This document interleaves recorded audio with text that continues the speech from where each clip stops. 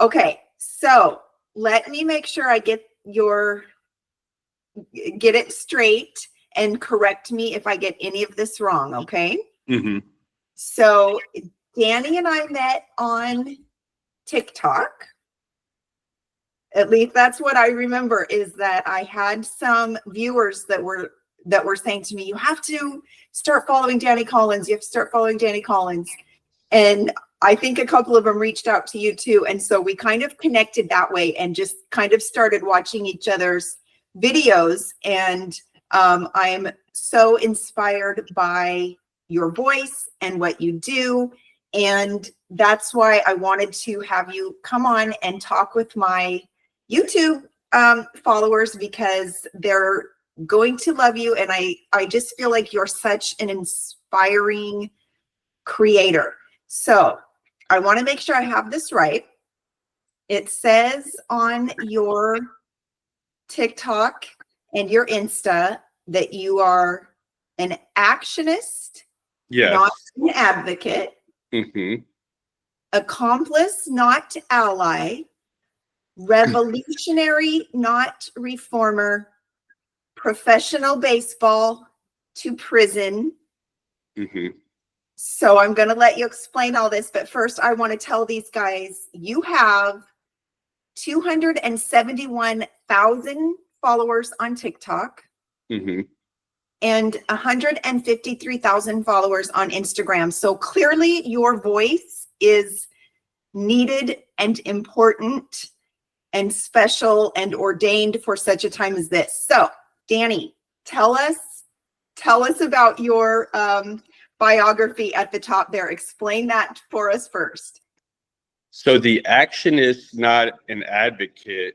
I think a lot of time advocacy is just words, but there's not a whole lot of action behind it. So a lot of people can get on social media and create content to speak out and, advocate on the behalf of, marginalized communities or, whatever it is that they're passionate about. But many times there's not a whole lot of action beyond that, going into the community or with legislating laws or, getting active in creating like real meaningful change. So I think that's, the whole purpose behind that.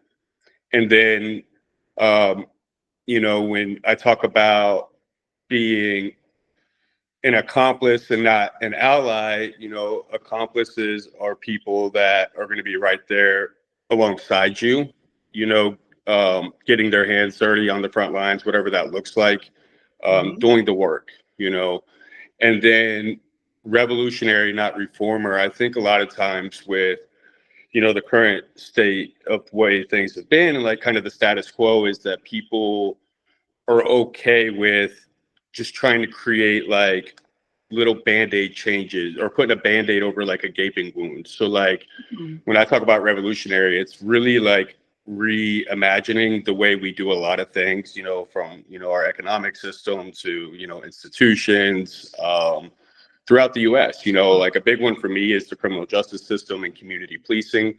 So with my experience of going to prison, and I just feel like that we've gotten to a place where we start to militarize the police and, who are we doing this against? Our own citizens. So like, there's got to be a way that we can better protect and serve the community and that addresses some of the core issues like poverty, mental health illness, substance abuse disorders, instead of just, arresting people, then warehousing them in a prison.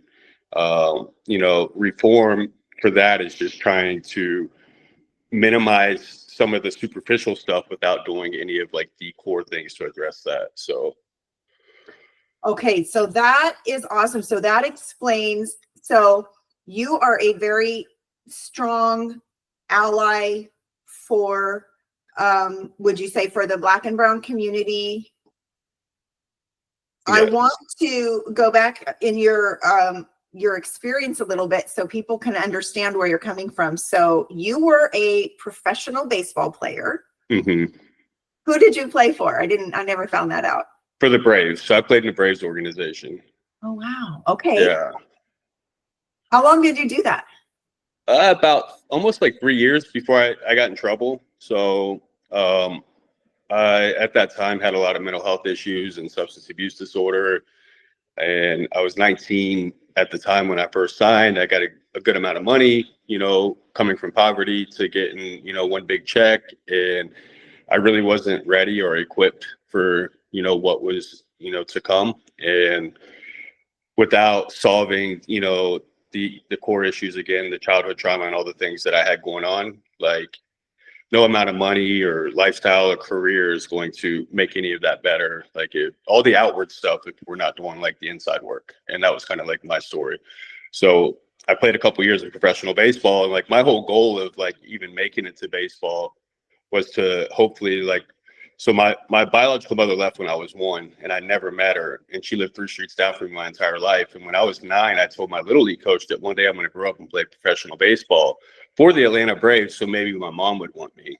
And I told my coach that. So, at 19, I ended up signing for the Braves, but I still had a lot of issues, a lot of emotional outbursts. I didn't have any emotional regulation, a lot of resentment. I didn't know how to process, the things that I was feeling. And so like the whole idea was that, okay, I'm going to make it to baseball and I'll be famous and have all this money and everything will be okay. And, you get there and I still felt empty inside. So like, that's, kind of what happened. And then I turned even further into, the drugs and the nightlife and that whole scene, and ended up losing everything as a result of that. Okay. Too much for your emotional maturity to be able to handle it. It seems like we hear that kind of story quite a bit for people that kind of find that success really early in life. Mm-hmm. So, and if this is too personal, you don't have to tell me, but I feel like I've heard you comment before on what it was that you were arrested for. So I was arrested a bunch of times, actually. It started out with, something that was seemingly innocuous, public intoxication, disorderly intoxication, the first time that I got arrested. But every time I would get arrested, nothing would happen. There'd be no consequences, but there would also be no help. So there would be no rehabilitation, but there would also be no serious consequences, because the idea was that we need to protect his professional baseball career. And so they would always kind of sweep it under the rug until they could no longer sweep it under the rug. Because again, if you don't address, the core issues of what's going on with somebody, it gets progressively worse. Addiction gets progressively worse, mental health illness will get progressively worse. And then ultimately the charges that come along with it when people start getting arrested. I say it all the time, the United States has the highest recidivism rates in the entire industrialized, world. And many times people look at that as a failure of like individuals, like they just need to turn their life around and get it together. But many times people can't fix something that's broken with something that's broken. If a person is broken and they don't get, any type of help to kind of teach them a new way of thinking, a new way of living, then they go back to what they know. And for me, I didn't have any coping mechanisms. I didn't know how to, like I said, with the emotional regulation and process feelings and know how to go through these things. I didn't have any healthy ways of doing that. So for me, what I would do too was turn to drugs. Drugs aren't the problem for most people. They become the solution. The problem is whatever you've got going on inside that you don't know how to deal with. And so that kind of became my story. But like what happens is that you see a person with a long rap sheet that's been in and out of jail. Like it's also, yes, there needs to be personal accountability, and I accept the personal accountability for my actions, but that's where we also need to create a better system that actually helps people and sets them up for success. Because when people come out of incarceration, do you want them to be good neighbors or do you want them to be better criminals? And they'll become better criminals without access to resources if we create barriers and have all this stigma. But I think one of the biggest things you hear people say is like, well, I don't have access to education, or I don't have access to healthcare out here, and I never committed a crime. So how dare we give access to healthcare, access to education to those criminals or those people? But many times it's the broken that need the most help, right? The people that, come from the people that are most stigmatized and marginalized and don't have, the best maybe upbringing. And a lot of people go through a lot of different things, right? And some people deal with it. They learn healthy coping mechanisms at a young age, and they never go to jail, and they never turn to drugs. And that's great, because like I have so much admiration for the people that are able to do that. But the vast majority of people that are incarcerated, they never learn how to deal with those things. So, and we look at them as bad people who need to become good rather than sick people who need to become well. And it's more of a public health crisis than a morality issue. And even when I look at like how my faith was growing up, I was always thinking that I was a bad person, you know, like it was a morality issue.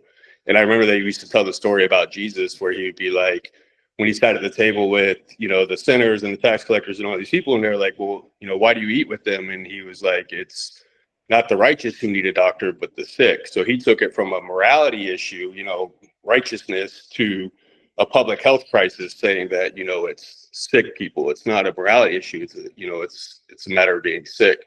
So I think even like if you look at like what he was teaching at that time was that it's not a morality issue. And I think a lot of times people in our society still today look at people in prison as being like bad people instead of being sick people.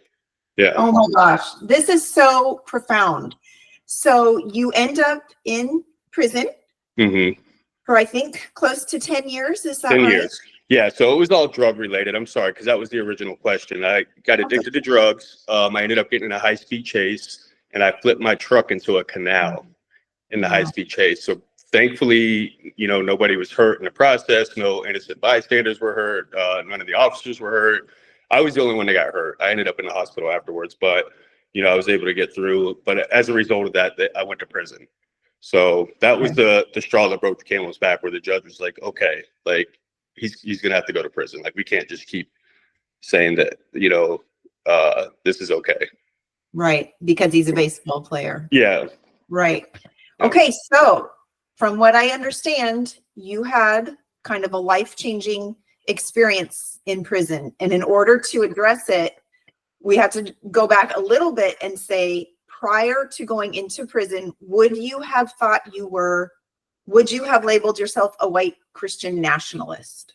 I don't know that I would explicitly said it, but I definitely had the ideology of it, right? Like even in the county jail, they used to have what was called a spiritual dorm, where they would bring local ministries into the jail to minister to us. And a lot of times it was all Christian ministry, right?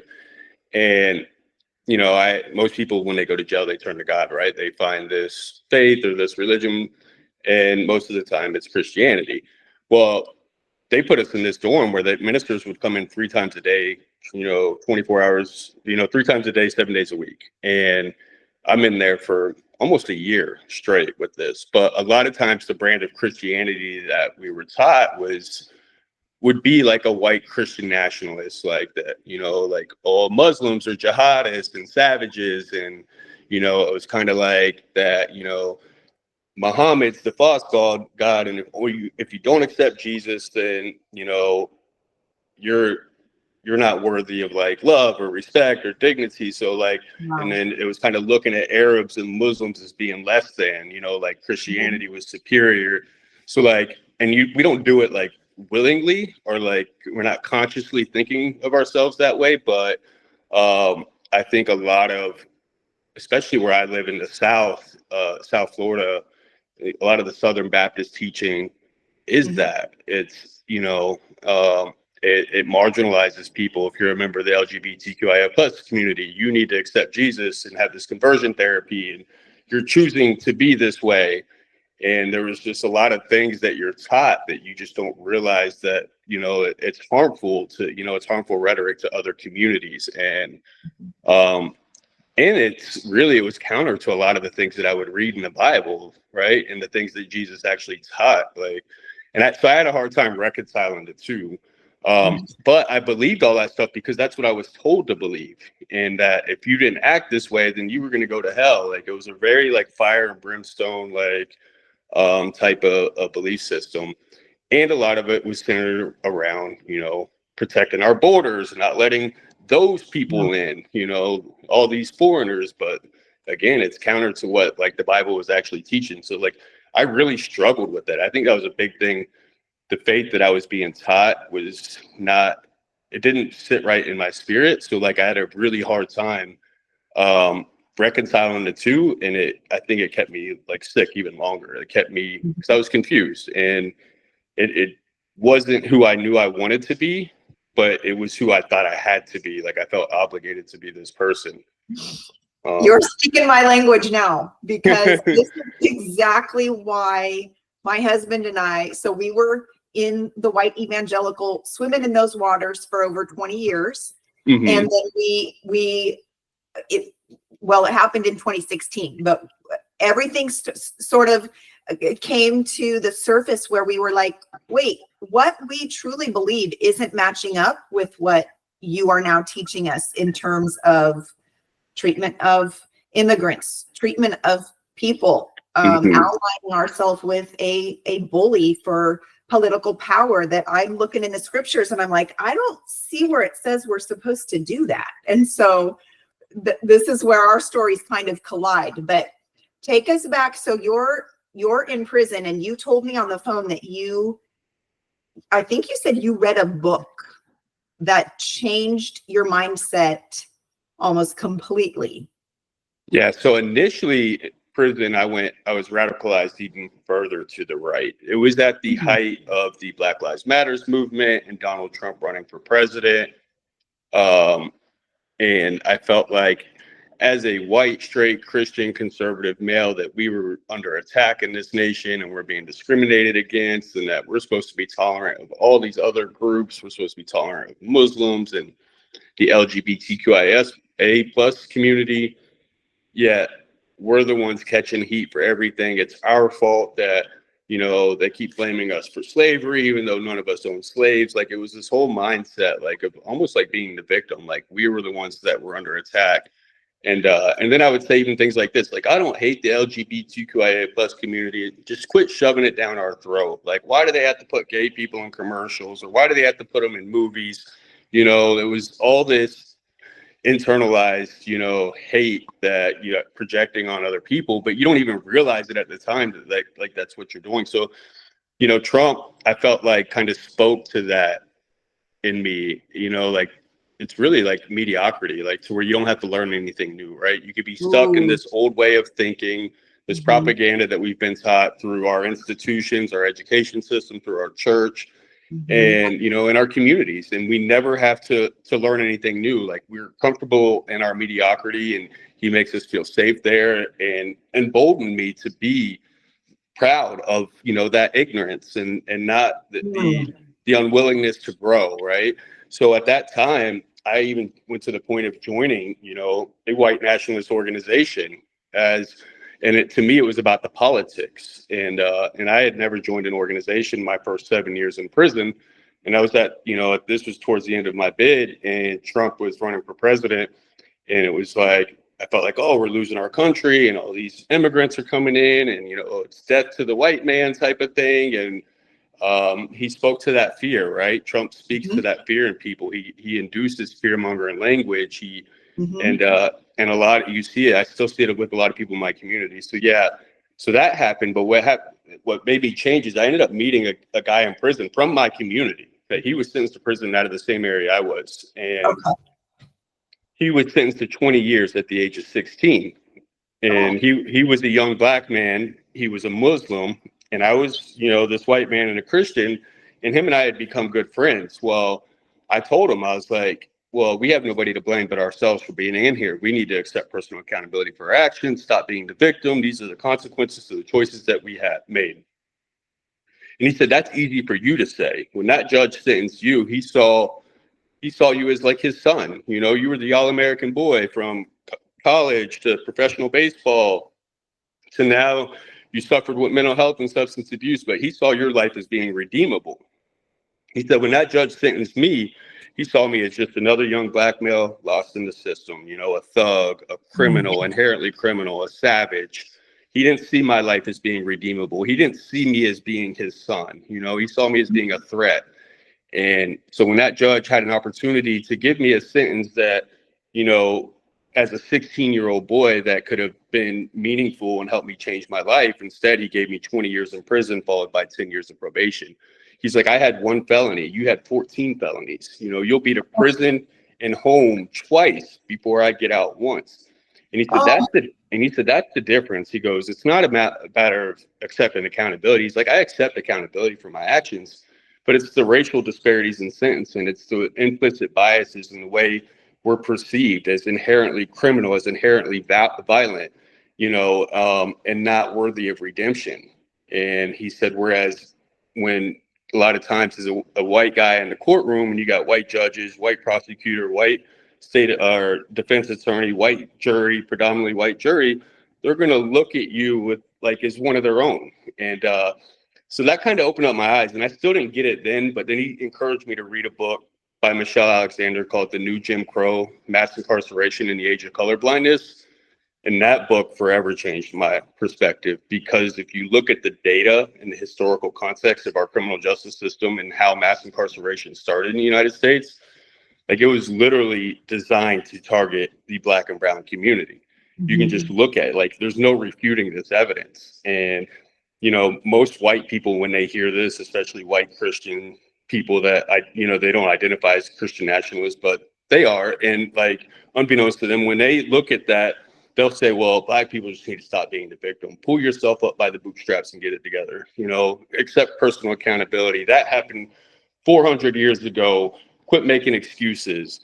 But they don't look at how the system, racism didn't end, it evolved. And the stat that really opened up my eyes is that 1 in 3 Black males carry a convicted felon label. 1 in 6 Hispanic males, 1 in 17 white males. And Black people make up 13% of the overall population, but roughly 40% of our incarcerated population. So I had to ask myself, are Black people inherently criminal or evil, or is there something bigger at play that we're not looking at? And then if you look at from Jim Crow segregation, Black people face second-class citizenship, right? They had to pay poll taxes to vote. They had to pass a literacy exam to vote. They could be denied housing, education, and employment based on the color of their skin, based on race. And we passed the 1964 Civil Rights Act, the 1965 Voting Rights Act, which said we can no longer discriminate based on race, on the color of skin. That's the time most white people in the U.S. believed that our racism ended, right? Systemic racism. But it didn't, because it just evolved. If you look at the prison population from that time to now, it increased by 700%. We went from 300,000 inmates in 1970, right at the end of the civil rights movement, to as high as 2.1 million. Wow. And we had the war on drugs in the 80s. And we had this whole tough on crime rhetoric. Well, who did it target? It targeted the Black community. And if 1 in 3 Black males carry a convicted felon label, why would it matter? Because convicted felons is the only group of people in the United States in 2025 that you could still legally discriminate against. You can stop them from voting. You can stop them from getting education. You could stop them from getting employment. You can stop them from getting housing. And I've experienced all this myself now as a convicted felon. Like I had to move like 4 times last year. It was so hard to get housing, something in my own name. Getting meaningful work, a job outside of being relegated to like, entry-level positions or blue-collar work. And not saying I'm above blue-collar work, but I should have an opportunity once I've done my time to, maybe become a lawyer, become a doctor, become some type of working professional, right? But you're not allowed to get any of these state certifications or licenses. So I started to see, well, why was this? Well, because we ended, we passed the Civil Rights Act and the Voting Rights Act, which said we could no longer discriminate based on race. Well, we could still discriminate based on convicted felon. So just start targeting groups of people and give them a convicted felon label. And now you're right back to Jim Crow segregation. You're right back to the 1960s when we were doing all of that. And if you're poor and white, like I was, you become collateral damage in a system that wasn't even designed for you. So, because a lot of times what will happen is now that people are exposing it, they'll just even the scoreboard. And that's not the solution either. And a lot of people still, like, they have a hard time grasping it. Well, you still have the choice of whether or not to commit a crime. And on the very surface level, yes, this is true. But many times, over 55% of your exonerations are, Black people. 70% of wrongful convictions for drug crimes based on are Black people, and it's based on police misconduct or prosecutorial misconduct. So you just see, like, all the evidence and the data of this, and that's ultimately what made me open my eyes and be like, okay, let me learn something different. Let me try a different way. I am so proud of you. Like, this is why your voice is so important, because you took that step of saying, let me see things differently. Let me learn something new. Mm-hmm. And now look at what has happened. Your voice is exploding because people are connecting with you, and you have this personal story to share. So you're not just like spouting information at us. You're coming from the angle of, I've lived this, I've seen it, you know, and through your friend that you made. And so I'm learning a lot just listening to you. I want to hear, because a lot of the people on YouTube are following me because of my book, which is specifically about Donald Trump and how dangerous I believe that he is. Mm-hmm. I believe that he's not just dangerous politically, but spiritually. And I see, you know, mainly the white evangelical church running after him and being starry-eyed over him. And so tell us what you were doing on January 6th, 2021. So I was still in prison then. I was actually getting ready to come home, though. And my whole goal of coming home was to tell everybody how great Donald Trump was, because I still hadn't, you know, evolved. But January 6th, I remember being in the TV room when everybody was storming the Capitol, and I was cheering this on. And I was literally the only one, like, in the, you know, white people were in the TV room cheering this on, saying, you know, like, great, we're taking our country back. And this country was built on Christian principles, and, you know, this is who we are. And, you know, the woke mob on the left is trying to eradicate this, and they're trying to take Jesus out of the country, and we're all being persecuted, you know, as white Christians and white conservative Christians. So, like, yeah, like, we celebrate. Like, I was celebrating, and a couple of my other buddies were, because, like, that's what we really felt like, is like white, straight Christian conservative males, that, like, we were under attack, and that Trump was going to save us, right? Like, that's what even all the white Christians in my community now, like the evangelical, and most of them wouldn't identify as Christian nationalists, but they would definitely identify as a Christian, and they would identify as a nationalist. They just don't put the two together. I mean, even Charlie Kirk got on in an interview and said, I'm a Christian, I'm a nationalist, but I'm not a Christian nationalist. And I'm like, well, you are. Like, you just said you are. Like, but it's this fear, right? That, like, a lot of, like, the ideology of white supremacy is built around protecting white people, right? The white supremacy credo, like, lives by the 14 words, which is, we must, wait a second. Now I can't remember. Oh, we must secure the existence of our race and a future for white children. So, like, that is, like, literally the dogma of white supremacy. But there's a response to that that says, why? So that the beauty of the Aryan woman shall never perish from the face of the earth. And I believe if you look at a lot of, like, white Christian churches, like, you know, the whole idea is, like, they want more white babies and protect, like, no abortions, and more, you know, like, this is the whole idea of, like, the reproductive organs, of having control over, like, women's reproductive health and stuff, is that white people are afraid of being replaced, right? They're afraid of more immigrants. White people technically are the global minority. And so we have the majority in this country still, and people are afraid of losing that. And I see that a lot in my country, or in my community, that, you know, and these are white people who identify as Christians, that believe that it's okay, because they're just fighting for their people just the way anybody else would fight for their people.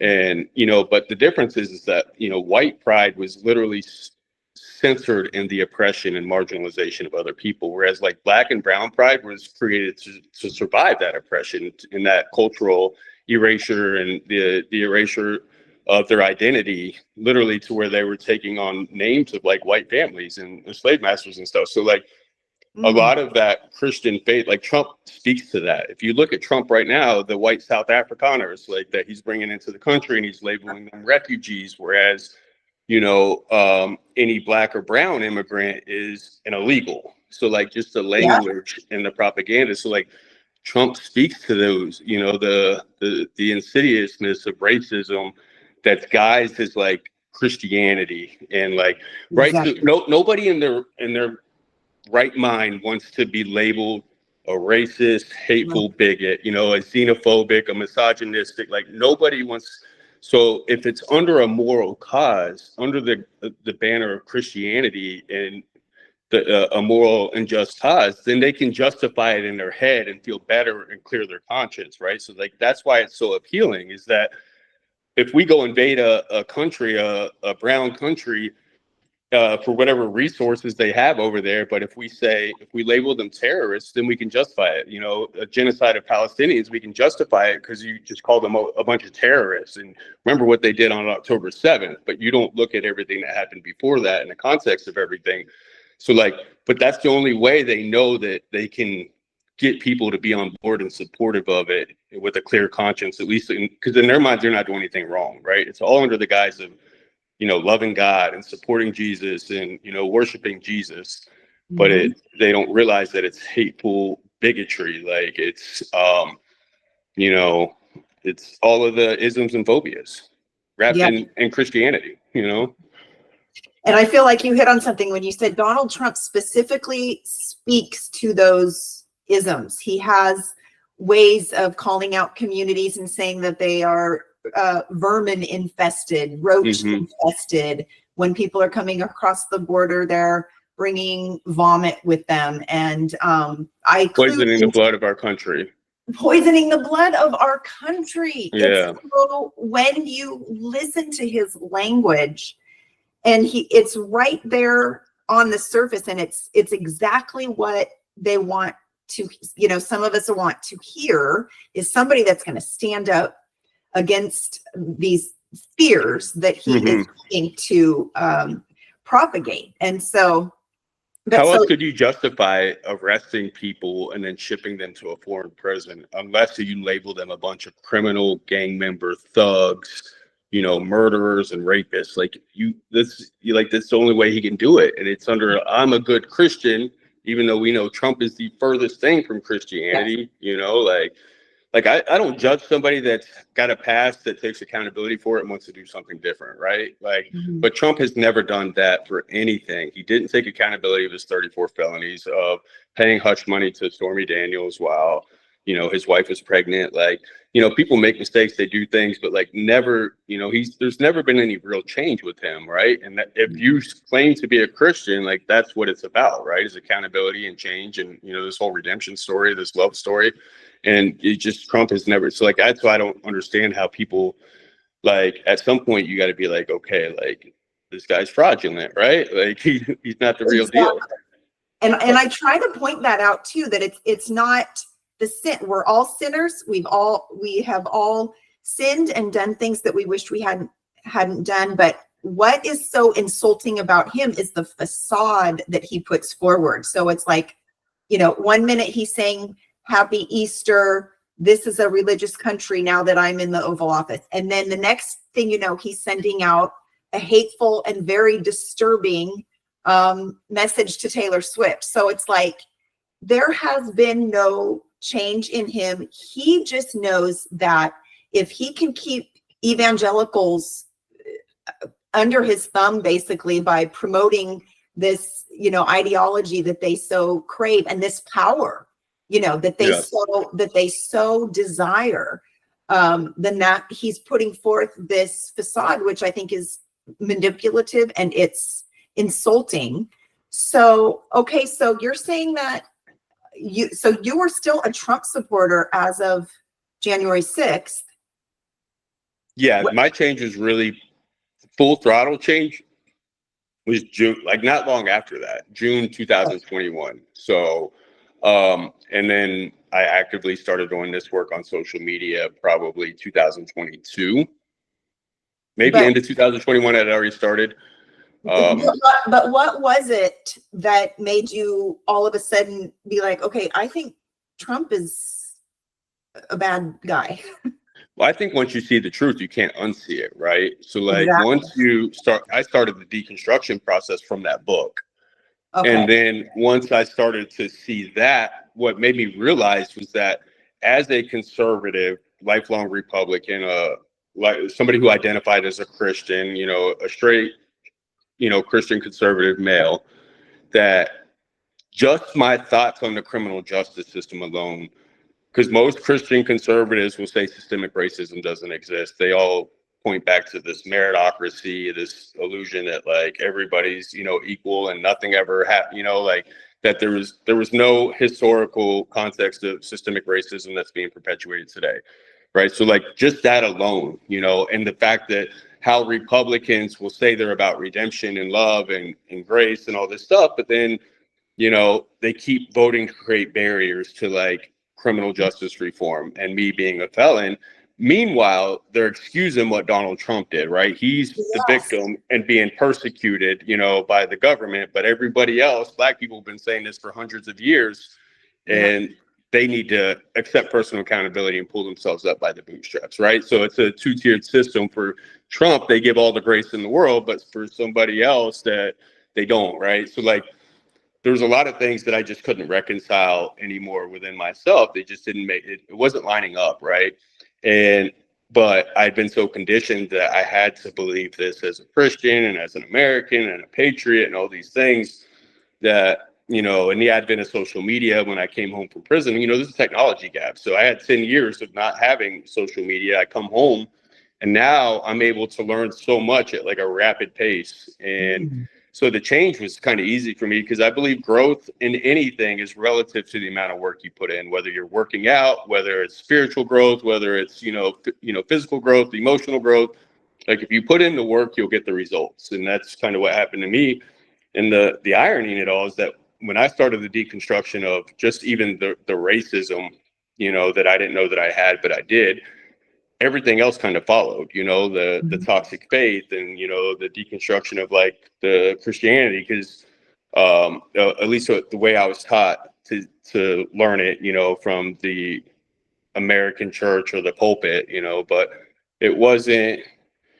I feel like if Jesus were to walk the earth today, like they would, or in the United States, they would deport him, like they would arrest him and call him a woke libtard and say that you're a commie and you need to go to prison in El Salvador. Like, he's counter to everything that, like, everything they claim to be, like Jesus, like, spoke out against, right? Like, and so that's where, like, I just couldn't, it just didn't make sense to me. And then, you know, when Trump first appealed to me, I thought he was anti-establishment, right? That he wasn't Republican or Democrat. And I think there's still parts of that we have to look at as a nation, is that where we failed, because where Trump appealed to people was because we failed in these areas, right? The status quo, the two-party system, the way, you know, people felt like they were getting left behind, and in the education of people, the whitewashing of history, and this whole, you know, the way our institutions were teaching, you know, our kids and stuff like that. But like, so like,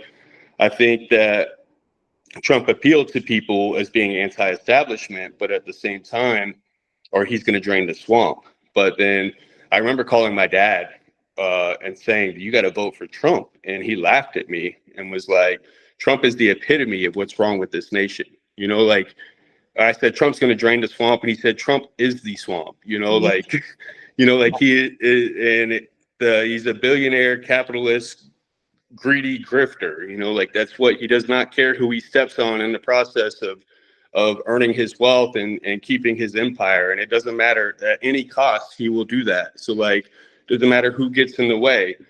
And that's what he said, like Trump knows how to manipulate, you know, poorly educated people. He knows how to manipulate, you know, people who, Christians, you know, like he really went after that base hard. Like even like in the White House, they were, as long as Trump's singing how our God is an awesome God, you know, in the White House, then they'll excuse everything else. And you know what I hear a lot of Christians in my community is that, well, God will use, you know, broken people, or God will use a sinner to still get his point and message across. And, you know, Moses was a murderer and David was an adulterer. And, you know, you hear like all the excuses and justification for, you know, well, God's just using him for this time and this season to make his will come forward. And I'm just like, at some point we just got to be like, what the, you know, Right. like, yeah. Well, and I think if that is true, he's using Trump as a reflection of the white evangelical church in America, so that we can see what we really look like to the rest of the world, that we are supposed to be loving and for Jesus. But when they look at us, what they see is Trump. They see greed, lust for power, superiority, arrogance. And so it's like, if we can change and humble ourselves and understand that this is actually what we look like, and we've aligned ourselves with this guy, then God could use it for good. But I feel like he poses a special threat because of his powers of seduction and the way he uses language. Well, I think it turns a lot of people away from faith in general, or religion, right? Because they just think it, like religion has been the cause of so much pain and destruction in this world, that how can you ever even say that, like, and then you'll have people who identify as atheists and say that, like, I'm a lot more like your Jesus than you guys claim to be, like, so like, and I have no faith, I don't, believe in, or even agnostic people, because they're just like, if this is what the representation of your faith is, then, we want nothing to do with it. And really it's causing more harm than any good at this point. Like, exactly. Because when you start enacting laws that are effectively hurting groups of people, and it's all based on what you believe your God is telling you to do, or you're weaponizing your faith, or at least your false idea of what this faith is supposed to be, then it's hurting people. And there's no way that that's ever going to draw people to your faith. I look at the guy from Texas, James Tallarico, who is, Democrat Christian guy, like, and there's very few like Christian leaders in this country that I really even enjoy listening to at all, but like I really enjoy his takes, because he, and another one is Benjamin Creamer, like, because like it's like, okay, like if this is like, if I'm going to say that I have a faith, then like this is what I want it to be, right? Like this unconditional love and this ability to, not judge people, extend grace, and just like, literally treat people like how Jesus would have treated them. And you just don't see any reflection of that. So like, it's hard to watch Trump do the things that he's doing, and the people in the church, because like it's doing way more harm than good right now. Way more harm than good. I mean, people are fleeing the church, and I hear from people every day who find me on some platform and say, thank you for what you're speaking, because I thought I was going crazy, because I'm sitting in church and my pastor's telling me that this is all good. And I know in my spirit, just like when you said your spirit felt something was wrong. But it's like when you speak the truth, people connect with it. And really, Jesus said, love your neighbor. It's as simple as that. Like, love your neighbor, want the best for them, want for your neighbor what you want for yourself. That's the whole message. And so, Trump has definitely done serious harm. Okay, so what would you say to somebody? What would you say to a white Christian young man, maybe who is 10 years younger, or someone who is maybe on the very talented, like you were with baseball, somebody who is like how you were then, early 20s, but still having these attitudes like you did? What would you specifically say to that person? I mean, I think the biggest thing is to like really learn to love yourself, and not what everybody's telling you that you should be, or I think with everything that's going on and how polarizing everything is, like it's easy to get caught up in, I would say like to thy own self be true. Like,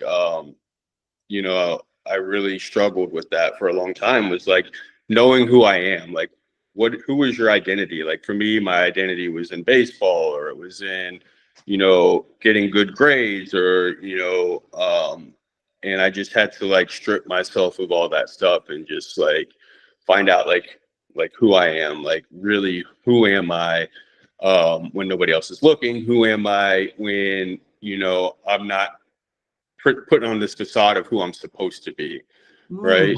And so I think that was a big thing for me. Like, you know, you hear people say all the time, like, it's about relationship and not religion, you know, when it comes to like their faith and stuff like that. And I just had to learn how to have a relationship with myself first, you know, like, and love myself, because I didn't, you know, I had a lot of abandonment issues. I had a lot of rejection, you know, from a young age, and I never knew how to process any of that. So like, and this was the other thing too, that I think with my whole faith and going to the church and in my community, was that like, people were like, oh, you just need Jesus, or you just need the 12 steps and you'll be fine, right? Like, but there was no work being done, no like actual like inside work being done. And so like, therapy is actually what saved my life, you know, going to therapy. But I felt like when I went to the church, a lot of times that was shunned, you know, or like, it was like medication and therapy was shunned. All you need is just say you love Jesus and accept Jesus, and all your problems will go away.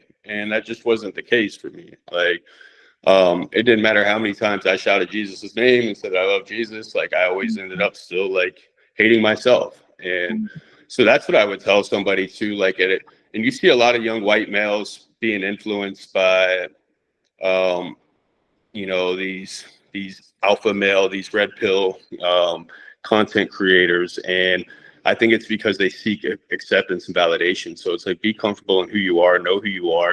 Even me with creating content now, with the following that I have, it comes with a lot of hate, you know, and the hate that I get is a lot of time from conservative men who will be like, oh, he's gay, he's a soy boy, he's a beta boy, he's a sheep, oh, you know, all of these things. And it's just like, because they're so insecure in who they are, right? Like, they don't know who they are. So like, and there's no substance. So they have to go towards like belittling, you know, and I think Trump normalized that too, right? So like, he normalized belittling people, name calling. So when you don't have a good argument to stand on, or when you're faced with the fact that you really have to look inward at like the facts and the data, and it's like, well, you're gay, or you're a soy boy, or you're a sheep, or you're a leftist lunatic, or, you know, all the names that Trump called every opponent that he's ever gone up against, you know, like he's. Oh, yeah.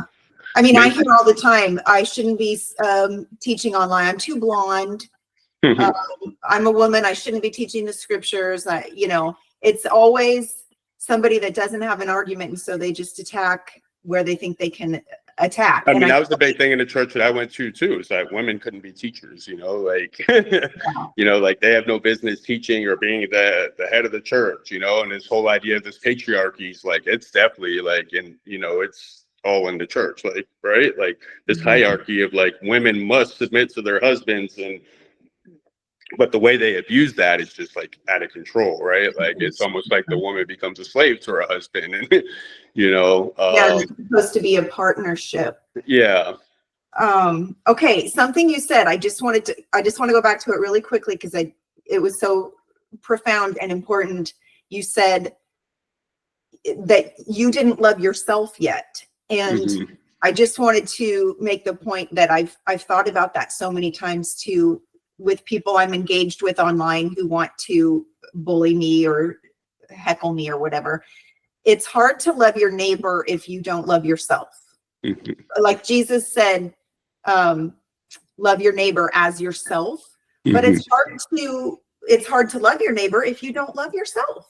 It's just kind of like what you were saying. You had to do that deep inner work with a therapist to figure out who you were, drop the facade, leave all that behind.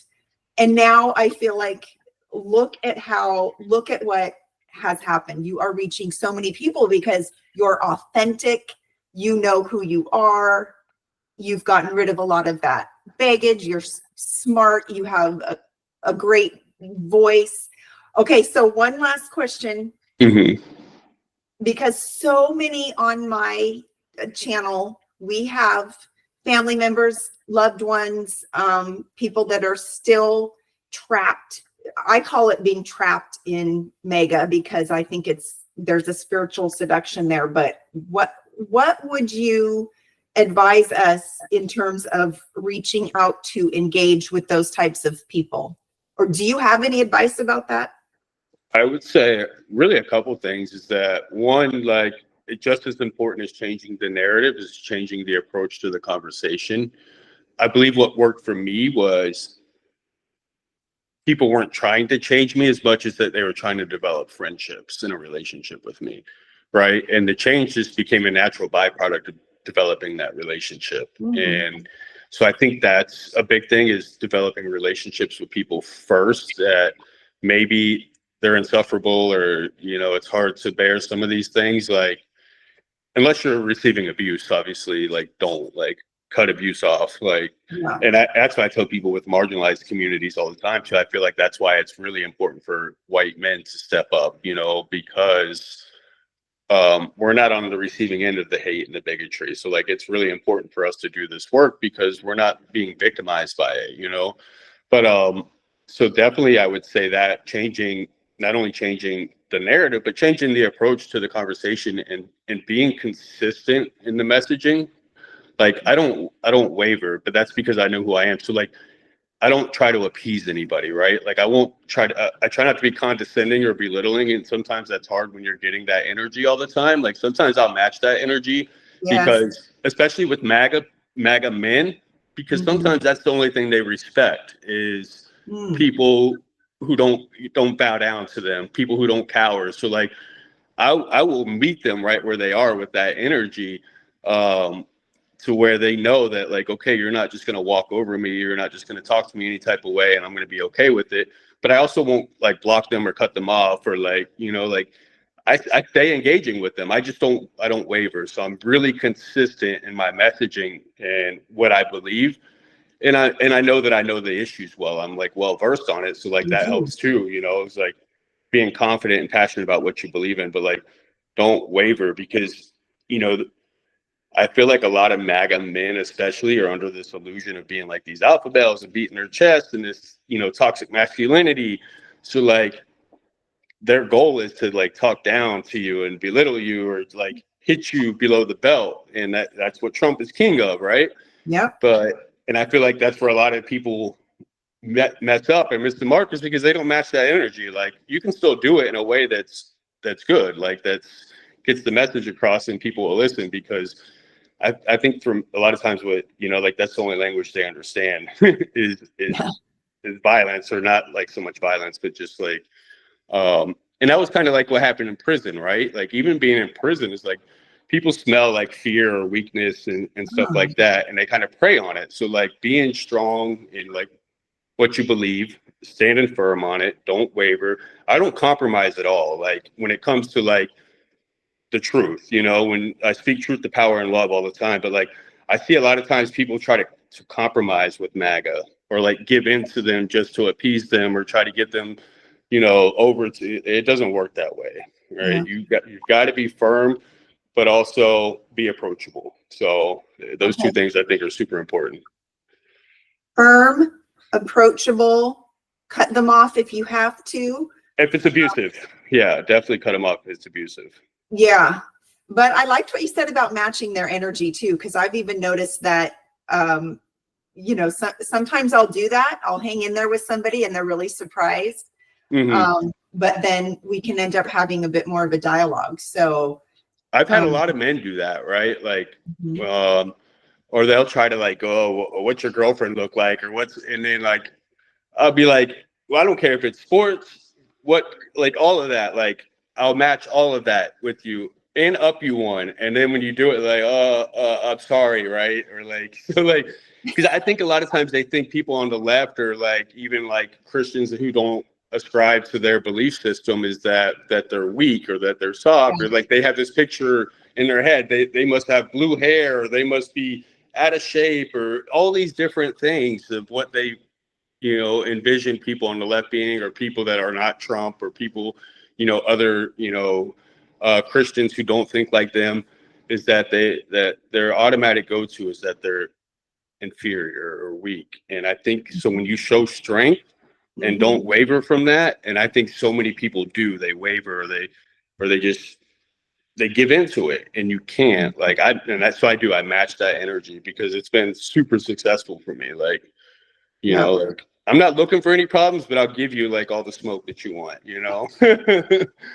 I think that is what it is about you, is that you have that energy, you're putting out the information, you don't back down, you don't waver. Your information is solid. Like, I've been so impressed whenever I visited one of your platforms. I'm like, wow, how did he, I mean, you are just knowledgeable. You know Thank you. of what you speak, and you put it forth in a way that people can understand. And I think that you're just, I don't know how you feel about Christianese anymore, but I think you're anointed for such a time as this. You know, you're doing a really, really important work. So Thank you.